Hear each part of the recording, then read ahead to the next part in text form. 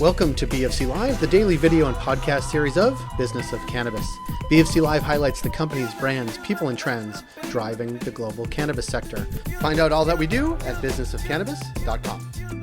Coming up on this BFC Live, we connect with Callan Evans. He's an associate consultant at CanDelta, the official regulatory advisory of Business of Cannabis. He's going to be talking about research licensing from Health Canada and what it means for sensory testing for cannabis products. Callan, thanks for being here. It's good to see you, Jay. How are you doing? I'm doing well. I know what we're going to talk about, but other people do not. And you're going to explain it because even in the 3 seconds we had before we came on, I was a little bit wowed. So sometimes you learn something new. I usually learn something new when we have you guys on Mondays. Sometimes it's about licensing of retail, like in Ontario or BC, whatever. This is about something that I think is probably under talked about.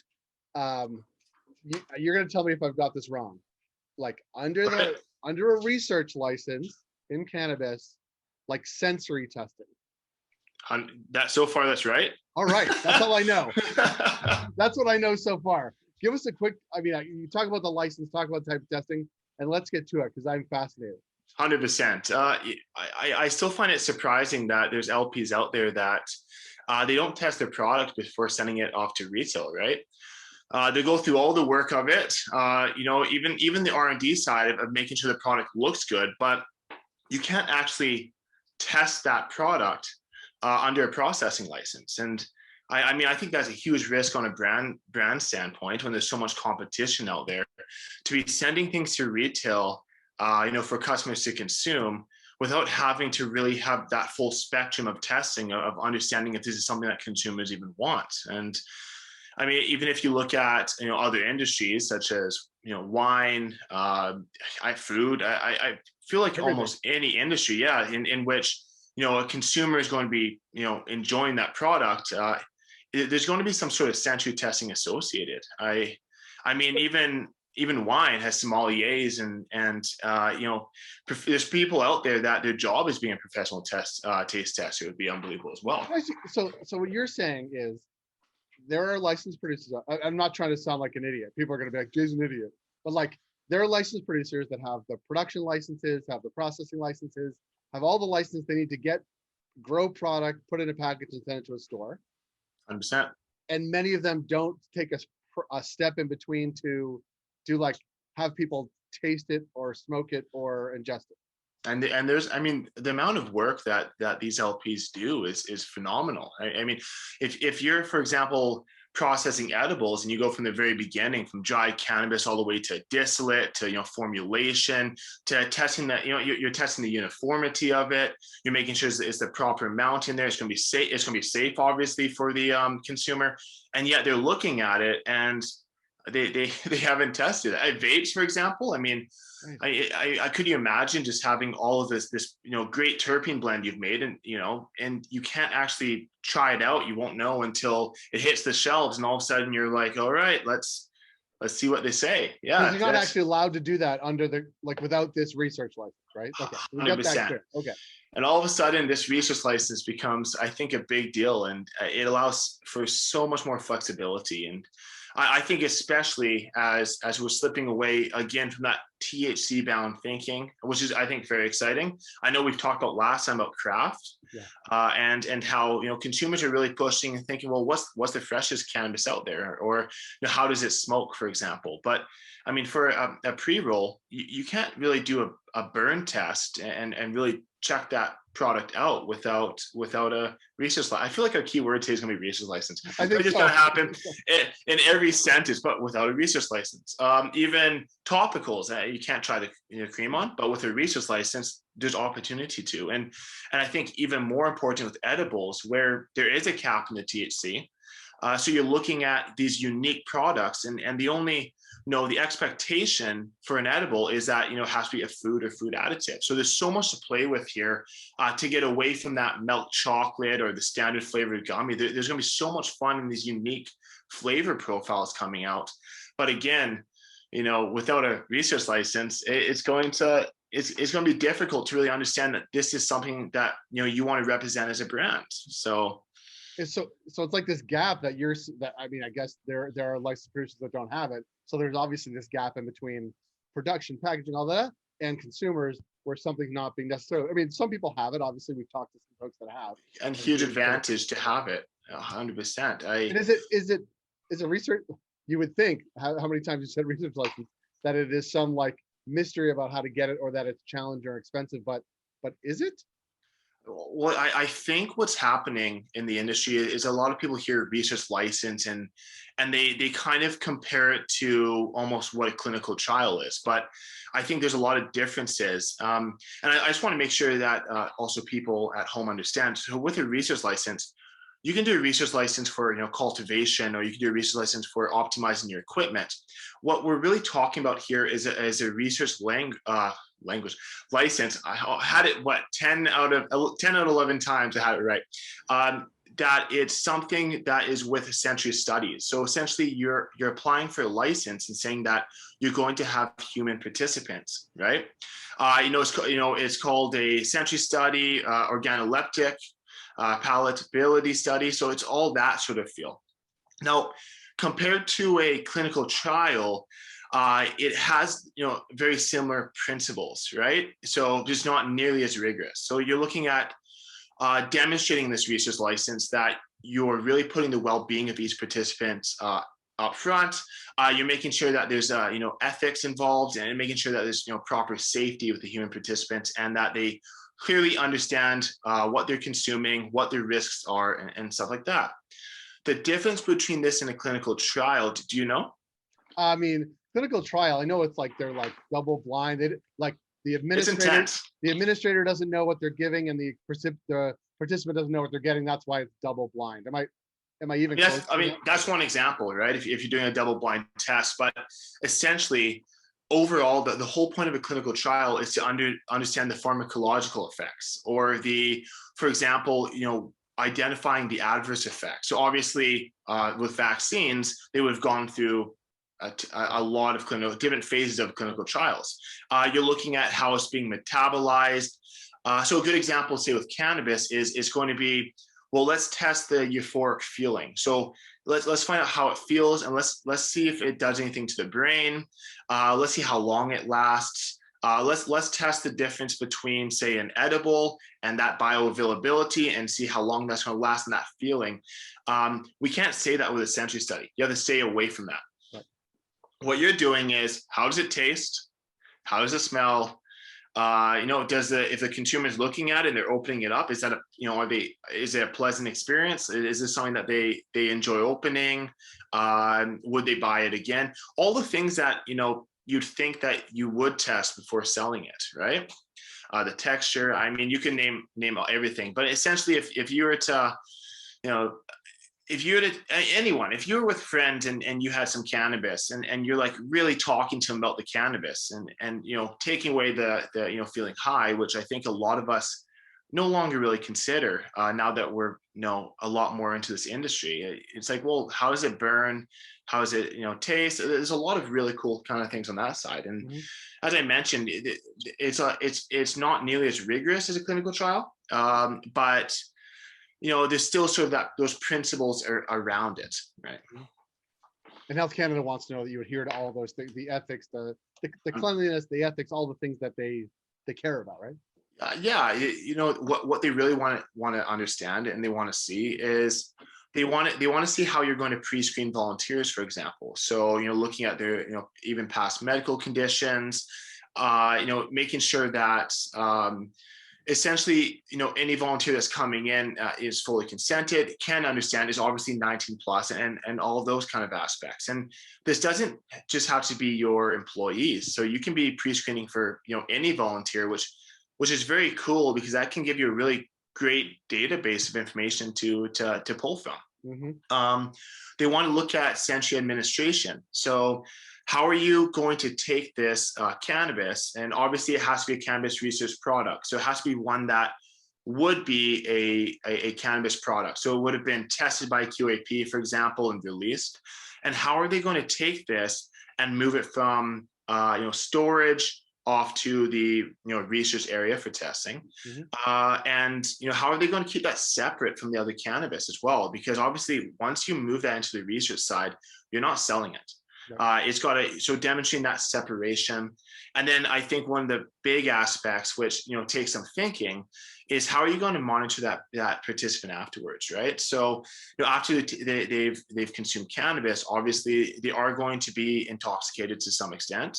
And you may have to monitor for adverse reactions as well. So how are you going to ensure that that participant is safe afterwards? How are you going to monitor them?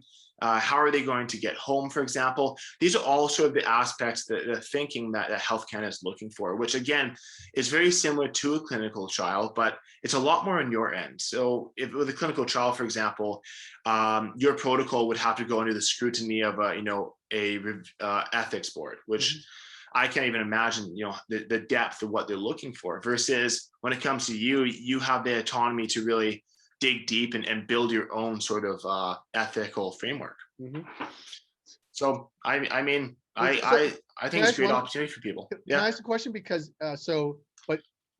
not that I would, but like somebody even that is not a processor, not a manufacturer, not a cultivator, like someone could go and get a research license, as you're talking about, independent of anything else, just to 100%. Do this type, and then get product from licensed producers, or right, exactly. So as long as, obviously there's going to be some things you'll need. So your room's going, like, it has to meet a certain level of GBP. As long as you meet all the requirements, it is a separate license. There's no attachment. So unlike a sales amendment license, which obviously you'll need a processing license and you get amended, a research license can be completely separate. So as long as you meet everything, you could have a room and you could be filming all these sensing testing, and I'd love to come by and test it out with you. So, well, let me ask you. I'm not looking for a workaround like this, but like, imagine a scenario like, you could, I don't know. You could run it. It's not a consumption lounge, but like if you were doing research, you could actually have a facility where you have people in and test the products that are out there. In some interesting ways. If you're doing proper pre-screening, if you're really taking the time, you're doing proper if you check off all the boxes, how you want to do it. I think what I can say is there's a lot of flexibility with this license, I think, and I think there's a lot of opportunity and some really cool business models, for example, with this. So 100%. Well, also, it just seems like it's a good license to have for all the reasons you talked about. And it does seem like, if you're saying that there's lots of licensed producers that don't have it, and obviously they're selling product on shelves, it seems like a step that would be really compelling. Similarly, if there's processors who are putting out novel products or want to test them ahead of time, not only just how they burn, but how people respond to them. 100%. I think that's it is an interesting license that we rarely talk about. I have heard about it because there are some people that have it and talk about it, but I do think it is interesting. And like from your perspective, like when you talk to producers and you've worked at one, like what is it something that they just look at as like burdensome? It's like a gap between like their production and getting to market, or are there some people that you've heard about like really doing some interesting stuff on this under this license? I think there was, back when I worked in the LP and I had some opportunity working on the compliance side, in which we were even looking into this license. And I think when you hear a research license, you can sometimes get a little overboard with how much work you may think it is, right? So obviously you have to meet all the expectations, you have to put a lot of thinking of it. But again, I think it was great to compare it to clinical trial. It isn't that. And as long as you sort of have a really strong quality system in place, obviously, and understand the regulations and the expectations of Health Canada, I don't think it's too tedious of a license to get. But I think, again, a lot of LPs come in, they hear this and they think, okay, this is going to be when I hear research, I think, okay. And, my background's in chemistry. So I still think when I think of research, okay, like this is, but there's a lot of ways around this license as long as you have proper due diligence. And I think that's sort of what's happening a little bit with the mindset. So, yeah. Well, I say this even when you guys are not sort of on the program, like if you have questions about research license, call CanDelta because they know everything there is. But I also think it could trigger people to say, oh, that is interesting. We could test our products. This is something that is really like a gap, but a gap that's easily filled, and some really unique business models. I mean, if someone has a business model surrounding that idea, I would definitely recommend bringing it up. We've had some clients with some really cool ideas surrounding a research license, and based on the expectations, it's completely feasible and it's fair. Like I said, as long as you have a proper procedure in place and you're meeting everything, I think there's some really cool flexibility with this. And again, I think it's going to open up a lot of doors in really understanding that product before you send it out, and just hope that it's going to that consumers do well. Yeah. You never know. And even I've heard of a lot of consumers complaining about the burn time, right? Like, oh, how well that cannabis is burning. I'm sure you've had the same experience, or maybe the taste was not what you expected. And well, what's terrible is on an LP side, well, what are they going to do about it, right? You're having these complaints, and if you can't, you've done the best that you can, right? You've done your quality, you've done your compliance, and I mean, the product meets every expectation. The issue is when it comes back and you're unable to do anything more for those consumers. That's a tough move. And this is where this license comes in. And I think there's a lot of opportunity for people in that. What else should we know about it? Anything?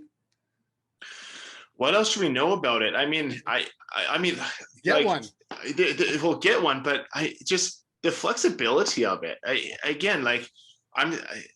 You get a license with sensory testing, so you can test all your senses. So again, that goes anywhere from testing topicals to testing edibles to even setting up a quality control system where say with wine. Even when there's not new product development, it's great to make sure that it's still consistency in that product, so still tasting the same, because batch 1 and batch 2, they may look the same, but how can you really confirm that they're the same unless you taste it? And we know that the consumers really hate that, like buying one product one day, the same product 3 weeks later, and having it be different. And it's still a challenge now, but the early days in legalization, it was what was really pissing off customers. And it's getting better, especially with the large LPs, right? The large LPs, their advantage is that they can hit good consistency over time. Yeah. Perfect. So that's how they can use that research license, right? Versus, craft, well, make a really cool, unique product, and have people obviously have volunteers and go through the proper pre-screening, but have them test it out and get something on that market that, is something that's really unique and really helps differentiate your brand as a craft or, as a micro. So yeah.